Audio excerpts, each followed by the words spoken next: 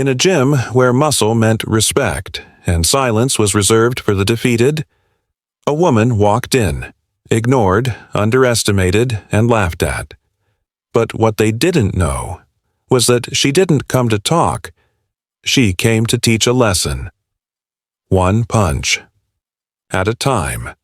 In a forgotten corner of the city, where the streets echoed with the thud of worn-out sneakers and the bark of old stray dogs, there stood a gym.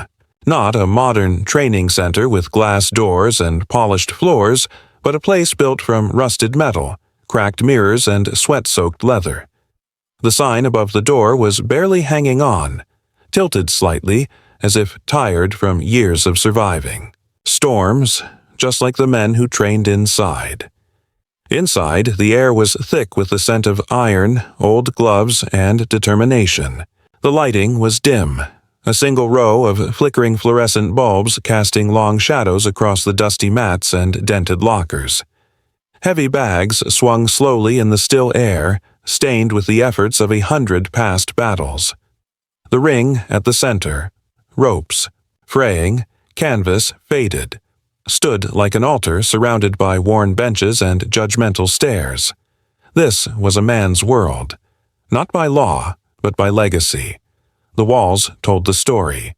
Framed photos of bloody noses, raised fists, and trophies half forgotten. Every fighter here believed in one rule. Respect was earned through pain. No handouts, no soft words, and definitely no room for weakness. Every man who entered was either tested or tossed out. Outsiders were unwelcome. Strangers were scrutinized. And women. They weren't even part of the conversation. The fighters here were tough. Some skilled, others just angry with nowhere else to put their rage. But all of them carried chips on their shoulders. They laughed loud, hit harder, and lived for that one knockout moment that would grant them glory, even if just for a day. It was a place where ego grew faster than talent, and mockery was a common language. At the center of it all stood the head coach, a grizzled man with eyes like old stone and hands scarred from decades of holding pads and breaking egos. He didn't believe in potential. He believed in proof.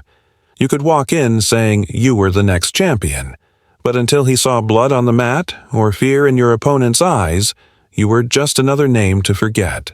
He trained warriors, not dreamers. And in his gym, survival was the first test. This gym didn't need posters or ads. Its reputation traveled by word of mouth, mostly whispers, warnings, and bruised memories. For years it stood untouched by change. No one challenged the rules. No one questioned the culture. It was a closed world, built on tradition, toughness, and testosterone. But all that was about to shift. Because today, the door would open for someone who didn't look like the rest, didn't speak like the rest, and didn't care about their approval. She wasn't there to be accepted. She was there to rewrite the rules. The gym door creaked open like it hadn't been used in years. Heads turned, but only briefly. Newcomers weren't rare, but they rarely stayed. What caught attention this time wasn't noise or swagger, but silence. No heavy footsteps, no loud greetings, just the soft sound of sneakers on concrete and the quiet entrance of a woman. She was black, stood average in height, and carried no gear, just a small backpack slung over one shoulder. Her clothes were plain, a faded hoodie, stretched-out sweatpants, and shoes that had clearly seen better days. No fancy brands, no bright colors, nothing that screamed fighter. And in a place where appearance was part of the game, she was invisible before she said a word. But she didn't flinch under their stares. She didn't look around with curiosity or awe. She simply scanned the gym, as if measuring it. Its size, its scent, its energy. There was no hesitation in her steps as she approached the front desk where the assistant trainer sat, half distracted and mid-conversation with another fighter. She waited, quiet, patient. Finally, the assistant turned toward her with a smirk that already assumed the story. Another confused girl looking for a dance class, or maybe someone dropping off a lunch order. "Can I help you?" he asked, his voice thick with sarcasm. She nodded once. "I'd like a trial," she said simply. No introduction, no flattery, just facts. There was a pause, then laughter. Not cruel at first, just casual disbelief. Another fighter leaned on the ropes and chimed in. "You lost or something?" Another added, "Try the yoga place down the block, way more your vibe." Still, she didn't respond. No anger, no smile, just silence, like she'd heard it all before. Her eyes stayed fixed on the assistant trainer, waiting for a real answer. "Look," he said, straightening up slightly, "we don't really do trials for everybody." "For women," she clarified, her voice low and calm. That cut the laughter short. A few guys chuckled awkwardly. The assistant scratched the back of his neck, unsure how to respond without sounding exactly like what he was. Just then, the head coach, who had been watching from the far end, arms folded, spoke up. His voice, gravelly and firm, rolled through the gym like a slow drumbeat. "Let her spar. If she's serious, we'll see it." That got the room's attention. A few fighters laughed again, nervously this time. Others just stared. The coach's word was final, but this was unheard of. The woman nodded once in thanks and stepped back. She didn't smile, didn't boast, didn't show an ounce of reaction, just moved toward the changing room like she'd already known this would happen. Behind her, the whispers began. "She's gonna get wrecked. This is a joke. Why? Waste time?" But she didn't look back. In a gym that thrived on noise, her silence was the loudest thing in the room. No one knew where she came from. No one cared. They were too busy laughing. They wouldn't be laughing for long. The gym buzzed, with whispers and sneers as she emerged from the changing room. She had removed her hoodie now, revealing a basic tank top, and wrapped her hands tightly with cloth wrap she brought from her own bag. Old, fraying at the ends, but wrapped with the precision of someone who'd done it 1,000 times. There was no eye contact, no attempt to explain herself, just focus. Quiet, calm, and terrifyingly composed. But to the men in that room, she was still just a joke, a small group of fighters clustered near the ring, watching her movements like a pack of hyenas circling prey. Their laughter wasn't hidden. It was loud, pointed, and cruel. One of them, taller than the rest with a mouth that moved faster than his fists ever had, took center stage. He was one of the gym's top fighters, fast, aggressive, undefeated in local matches, the kind who never showed up early, never stayed late, but always demanded the spotlight. And now he had it. "Y'all see this?" he shouted, pointing at her. "They really letting her in here, like this ain't a fight gym. Thought maybe she came to mop the floor or fix the vending machine." The others burst out laughing. "She looked like she borrowed those wraps from a scarecrow," another chimed in. "Someone tell her it ain't Halloween." But she didn't flinch. She stood near the heavy bag, slowly shadowboxing. Her eyes stayed, low, calm. She wasn't here to react. That only seemed to anger the top fighter more. "What, you deaf too?" he barked. "You can't just walk in here and expect to get around in. This ain't some Instagram fantasy." Still nothing. He walked. Closer now, stepping in front of her bag, blocking her line. "Let me guess. You saw some chick on YouTube and thought, yeah, I can do that? Listen, sweetheart, this ain't cardio kickboxing. This is a fight gym. Real fighters, real men." The silence was electric now. Even those who had been laughing before were beginning to grow quiet, unsure how far he'd take it. She looked up. Just for a moment. Her eyes met his. And that's when something shifted. There was no anger in her face, no insulted pride, just this deep, unsettling stillness, like she'd already fought this battle 100 times and had already decided how it would end. "I'm not here for Instagram," she said. Her voice was even. "I'm here for a fair chance, that's all." The fighter blinked, momentarily thrown off by the confidence in her tone. "A fair chance," he repeated. You think this is some equal opportunity program? You think you belong here? The assistant trainer leaned toward the head coach, whispering something, probably suggesting they shut this down before it got out of hand. But the coach said nothing. She turned slightly, this time addressing the coach directly. I'm not asking for anything special, she said. Let me spar. 1 round. That's it. If I lose, I walk. If I don't belong here, prove it. The gym was still now, waiting for the verdict. Some expected laughter, others expected the coach to throw her out for even speaking like that. But the head coach didn't laugh. He stood still, eyes fixed on her. Then, after a long moment, he let out a small sigh and scratched his jaw. 1 round, he said quietly. With him. The top fighter grinned wide, raising his hands like a boxer who'd already won. Oh, coach, you just made my day. Light sparring, the coach added, eyes narrowing. No knockouts, the fighter scoffed. Come on, I'll go easy on her. The others backed away to give space. Some shook their heads in disbelief.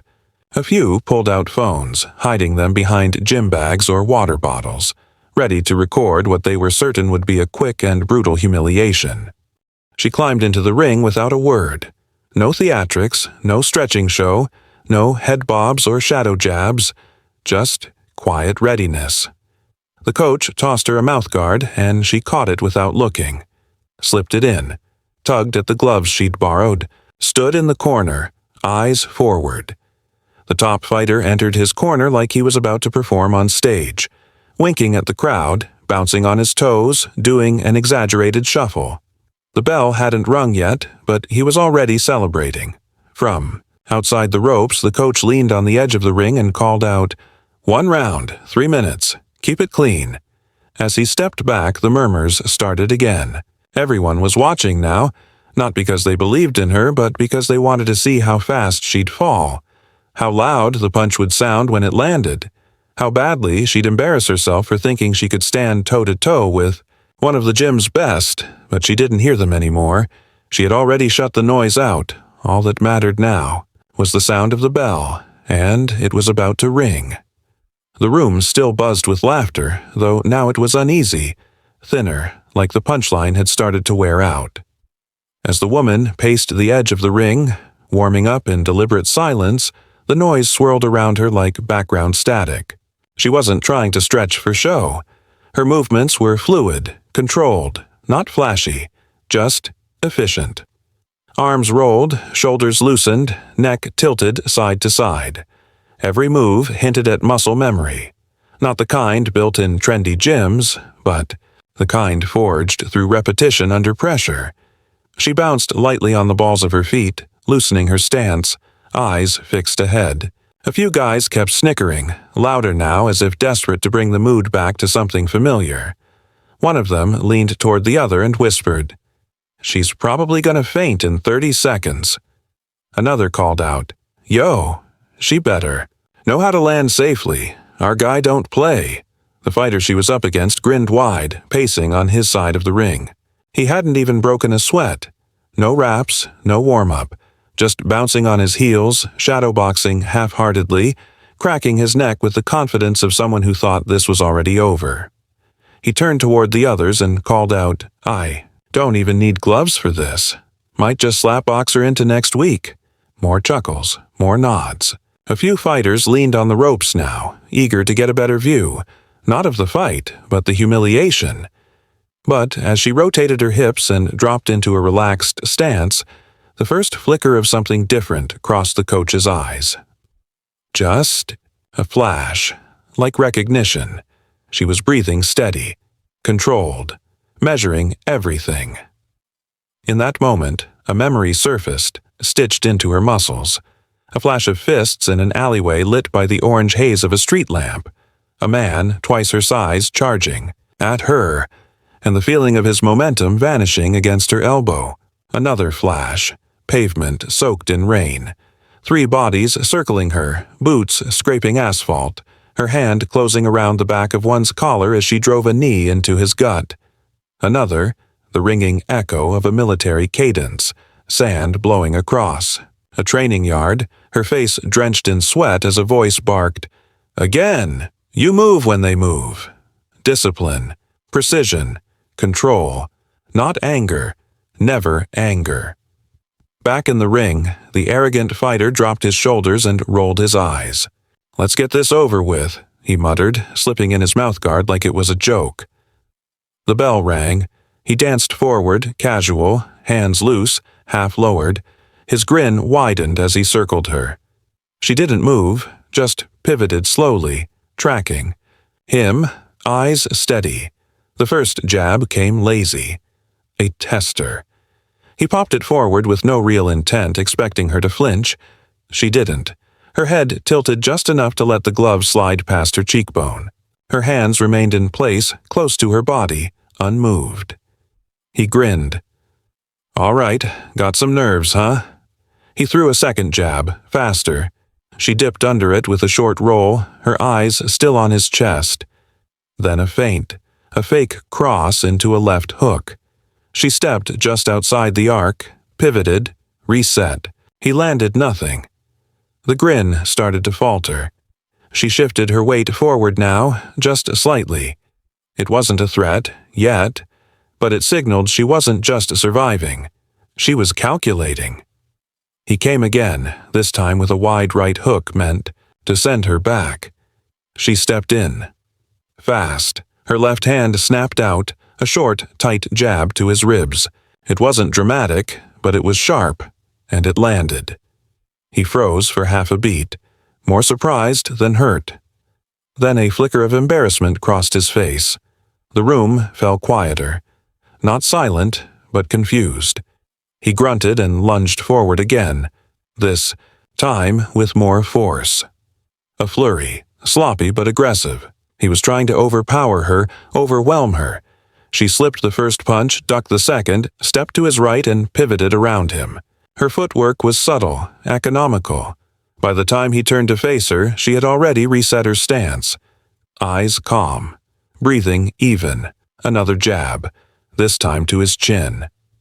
It snapped his head slightly, not from power, but from timing. Clean, unexpected. The sound it made echoed.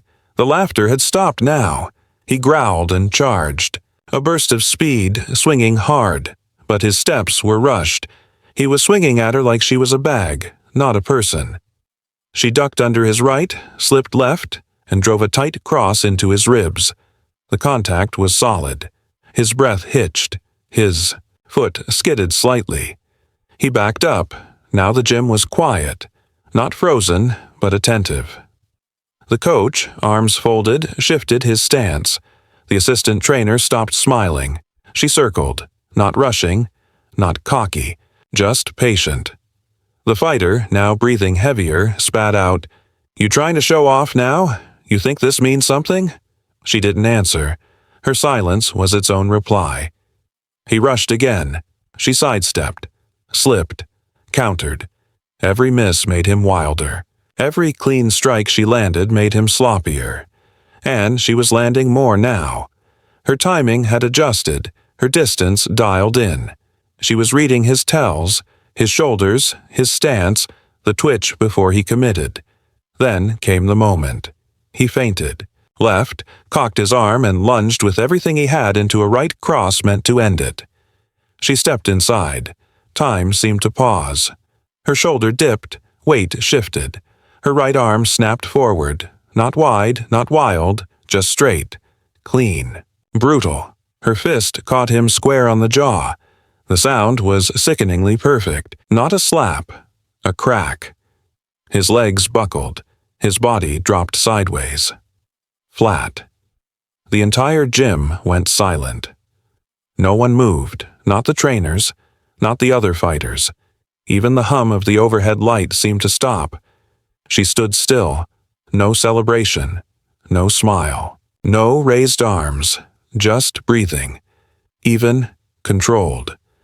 The coach walked toward the ring, his face unreadable. He looked at the fighter on the mat, then up at her. He didn't say anything. He didn't need to. She turned and walked back to her corner, sat, quietly, and waited. For the first time that day, no one looked at her like a joke. They looked at her like a storm that had arrived and changed the weather. Forever. The silence stretched on longer than anyone expected. The fighter, once so loud, lay flat on the mat, blinking at the ceiling as if the lights above had betrayed him.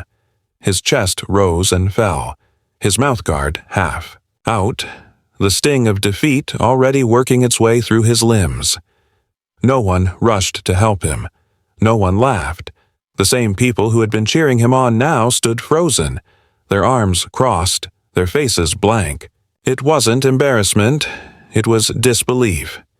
She didn't gloat, didn't glance down at him. Her gloves came off quietly, pulled loose one by one, the Velcro peeling with crisp, precise sounds. She placed them on the corner stool, stepped down from the ring, and began wrapping her handcloths back into her bag, like it was just another workout. Nothing special, nothing worth talking about. But everyone was talking in their minds. No words were spoken aloud, but the silence itself was a scream. The coach approached slowly. His arms were no longer crossed. His expression wasn't hard or disapproving.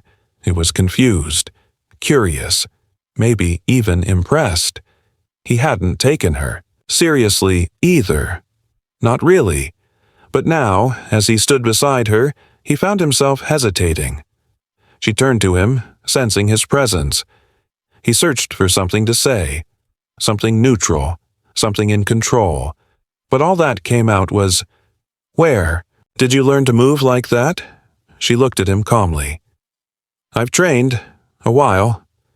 He nodded slowly, as if that explained anything. It didn't. But she wasn't offering more, and he wasn't in a position to press. He looked back at the ring, where the fighter was finally sitting up, dazed. Then back to her. "You okay?" he asked. "I'm fine. Want water, dearie?" Shook her head. "I'll be heading out." He watched her walk away, towel around her neck, bag over her shoulder, her steps light but firm. No one tried to stop her. Even the assistants who'd laughed earlier looked away when she passed. In the ring, the fallen fighter finally climbed to his feet. He wiped sweat and blood from his mouth, spit into the bucket, and leaned heavily on the ropes. His eyes scanned the room, hoping maybe someone would say something to make it all seem less real. No one did. He was alone up there now. He stepped down, slower than usual, and walked straight to the locker room. No jokes, no snark, just silence. Inside, he stood before the mirror, staring at his own reflection. The bruising on his jaw was already forming, a dark bloom rising beneath the skin. He touched it, winced, then looked away. His ego had taken the bigger hit. Not because he lost, but because he never saw it coming. She hadn't been lucky. She hadn't caught him slipping. She had read him, studied him, and taken him apart, and worse, she did it without ever raising her voice. There was no rematch to be had. Not now. Not for a long time. He knew it, and he hated it. But he couldn't deny it. She was better. She'd proved it, and there was nothing he could do to take that moment back. Outside the locker room, the gym was still shifting. Some fighters had gone back to their routines, pretending like nothing had happened. Others were still lingering near the ring, replaying what they'd seen, trying to fit the image of that woman into the version of reality they'd always believed. Two of the younger guys started shadowboxing a little sharper, suddenly more aware of their own weaknesses. A few looked at each other and exchanged raised eyebrows, an unspoken acknowledgement that the hierarchy had just changed. The assistant coach approached the head coach again. "You think she'll come back?" "She will," the coach said. "She didn't come here to show off. She came here to train." And he was right. 2 days later, she returned. Same clothes, same bag, same calm walk through the door. This time, the room didn't erupt in laughter. It just got quieter. A few nods, a few quick glances. No one approached her, but no one blocked her path either. She went straight to the bags and started her warm-up. One of the mid-tier fighters, a stocky guy with heavy hands, watched her for a few minutes before leaning toward a friend. "You think she's for real or just had one good day?" His friend shrugged. "I ain't sparring her to find out." The coach called her into the office after her workout. She stepped in, stood quietly. He offered her a chair. She remained standing. "You hit clean," he said. "Thank you. You've trained somewhere before, a place that teaches real footwork. Real reads." She didn't answer. He leaned back in his chair. "You military?" "No." "Police?" "No." "Amateur?" "Circuit?" She shook her head. "I just trained. Different places. I don't talk about it much." "Why now?" "I need a place to sharpen what I have, and I like the grit here. People fight like it matters." He nodded. "It does." She turned to leave. "You want a spot here?" She looked over her shoulder. "If it's offered." "It is." That. Was it? No contracts, no spotlight, just mutual understanding. From that day on, everything in the gym began shifting. She didn't ask for special treatment. She didn't flaunt her win. She trained like everyone else, harder if anything. She arrived early, stayed late, worked silently. But people noticed. Some of the old guard avoided her. Their egos couldn't take the bruising by association. They stayed distant, kept to their own routines. But the younger ones? The ones who still had something to prove? They started asking her questions. "Can you show me that pivot?" "How'd you time that jab?" She never offered more than she had to, but if they trained hard, she showed them, quietly, directly. No drama. Others challenged her, not with words, but with gloves. One by one, they got in the ring, and one by one, they lost. Not always by knockout, sometimes just by exhaustion. She moved like water around them, never letting herself be cornered, never falling for feints. Her strikes were clean, her counters brutal. By the third week, no one called her a fluke anymore. She didn't dominate through size or strength. She did it with precision, with calm, with an intelligence that unnerved people more than any punch. Word started spreading, not online, not in flashy videos, just whispers from gym to gym. "There's a woman training over there. You should see her move." She dropped one of the top guys. Clean. Some doubted it. Others came to watch, and in that small corner of the city, a new kind of respect began forming, not built on hype, built on truth. Because she never claimed to be the best, she just trained like she was going to be. And in that gym, where sweat mattered more than speech, that was enough. More than enough. It was everything. The offer came quietly, not with fanfare but through a folded envelope slipped across the front desk. An amateur tournament, regional level, real fighters? No. Beginners, no sparring games. Word had spread beyond the gym's walls faster than anyone expected. Someone had seen her during one of her sparring sessions. Someone with connections. And while she hadn't been trying to be noticed, the way she moved made it impossible to ignore. She didn't react when she read the letter, just tucked it into her bag like it was just another set of hand wraps. But the news spread anyway. It didn't take long for the others to find out. Some congratulated her out loud. A few clapped her on the back with thin smiles. Others only offered glances, quiet ones, laced with something closer to envy than praise. Not everyone wanted her to succeed. A few held on to the idea that her first fight had been a fluke, that maybe the man she'd dropped was just off his game that day. They hadn't forgotten the humiliation, but deep down, they hoped she would finally hit her ceiling, that the tournament would humble her the way they couldn't. But others? They started to believe in her. The coach, for one, had shifted entirely. Where he once had doubt, he now had focus. He began treating her like a real contender, not just a visitor, not just a surprise. He watched her more closely during drills, corrected her angles, pushed her harder on the pads. When she sparred now, he stood by the ring, eyes sharp, tracking. every move like he was already cornering her in a real fight. He didn't ask where she'd trained anymore. He only asked how she wanted to fight.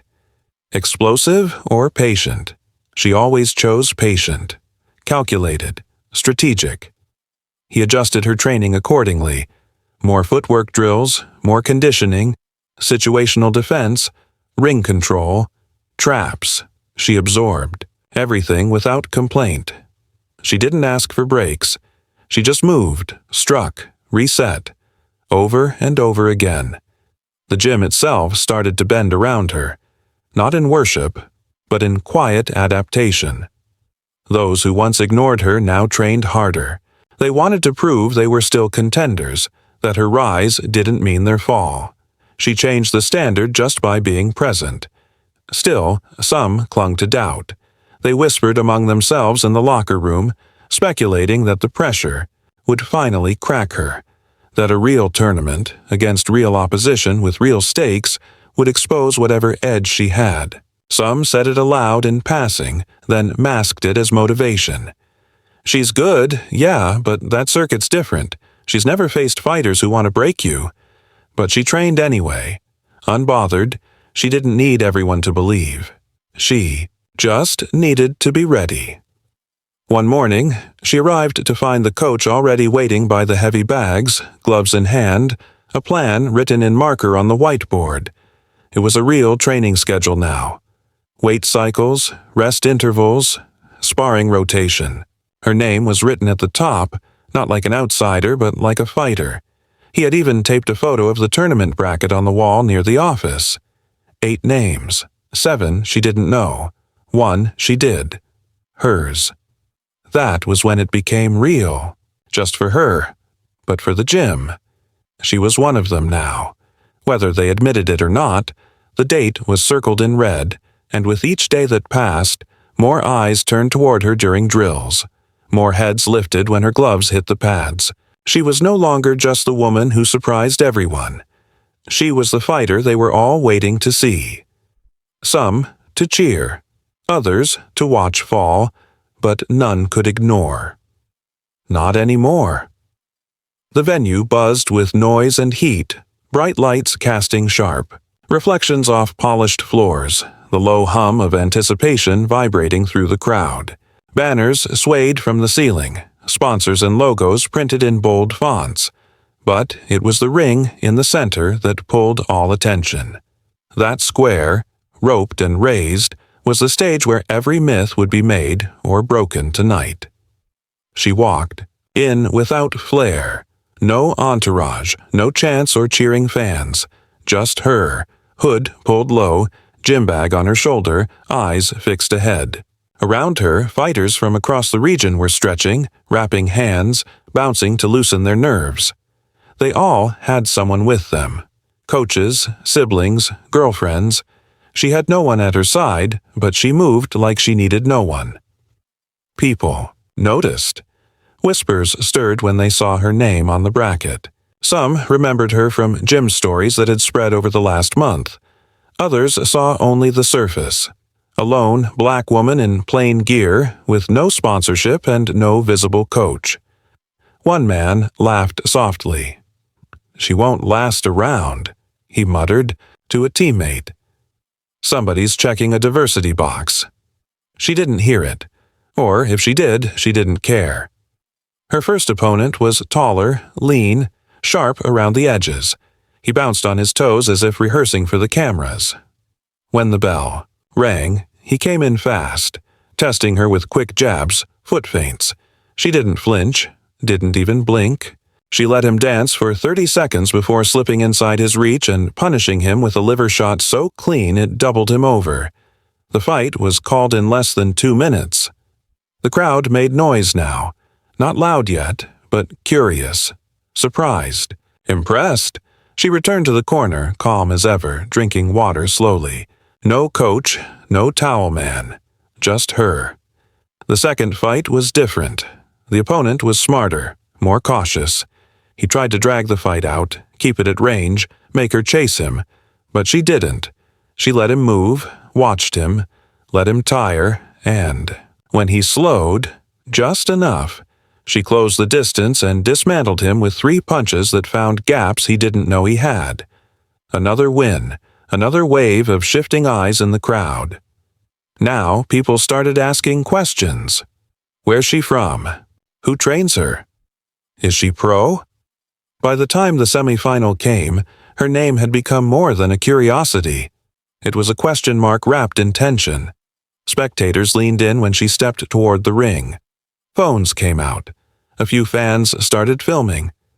This fight went longer. The opponent was brutal, heavy-handed, a grinder who tried to walk her down with raw aggression. He landed shots, hard ones. Her lips split. Her ribs thudded with impact. But she didn't break. She absorbed, adapted, adjusted. Then, in the 4th round, she pulled him into a clinch, spun off the ropes, and landed a right hook that knocked the mouthpiece from his jaw and dropped him to one knee. He stood up, wobbled, and the referee waved it off. 3 fights, 3 victories, 3 statements. The crowd was no longer whispering. They were watching, and now it was time for the final. Her opponent was the crowd favorite, a local champion with a wide grin and a sharp tongue. His shorts bore sponsors, his gloves matched. His robe and his entourage filled the walkout with noise. He beat his chest when he entered the ring, flexed, winked at the cameras. She didn't respond. She stood in her corner, hands folded in front of her, breathing steady. When the bell rang, the whole room seemed to lean forward. He came at her like a wave. High guard, thundering combinations trying to overwhelm her early. She backpedaled, rolled, slipped, countered. Never rushed, never panicked. She let the storm pass, then started her own rhythm. Jabs to the body, angles, fakes. She was writing a different language with her movement, one he didn't understand. The 2nd round, the smile was gone from his face. By the 3rd, he was bleeding, and by the 4th, the crowd had turned, not against him, but toward her. They were rising now, sensing something rare. He charged again, desperate, throwing wide. She dipped low, pivoted, and came up with a brutal left hook that caught him flush. His knees buckled, but he stayed up. Staggered. She didn't rush. She waited. Read him, and when he reset, sloppy, heavy-footed, she stepped in and threw a short right hand, straight down the line. It cracked against his jaw with a sound that silenced the room. His legs gave out completely, and he collapsed backward onto the canvas. The referee didn't bother counting. It was over. For a second, no one moved. Then the eruption came. Cheers, applause, even stunned laughter. She didn't raise her hands, didn't shout. She just looked around, breathing deep, her expression unreadable. In that moment, no one doubted anymore. She wasn't a token. She wasn't a story. She was a fighter, and she had earned every inch of that ring. She stood in the center of the ring, shoulders still rising and falling from the fight, sweat glistening under the lights. Around her, the noise surged, cheers, chants, camera shutters snapping like fireworks, but she didn't raise her arms in victory. No theatrics, no grand celebration, just a quiet, steady breath. A small smile flickered across her face, not of triumph, but of release.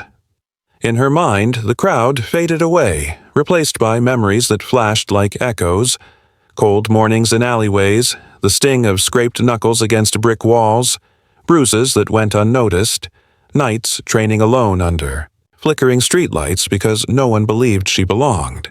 She had never fought for applause.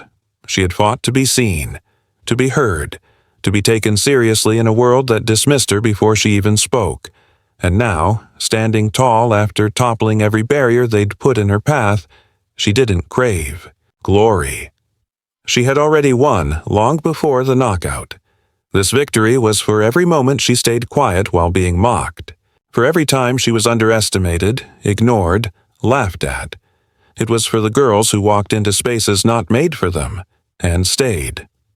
As the referee raised her hand, she gave a single nod, firm, composed, and then turned away from the lights. From the cameras, from the spotlight, others might have chased. She stepped out of the ring the same way she'd entered it, alone, unbothered, and unapologetic. But something had changed, not in her, in them. They watched her now with respect, not because she demanded it, but because she proved she deserved it. And as she disappeared behind the curtain, the echo of her silence spoke louder than any victory speech ever could.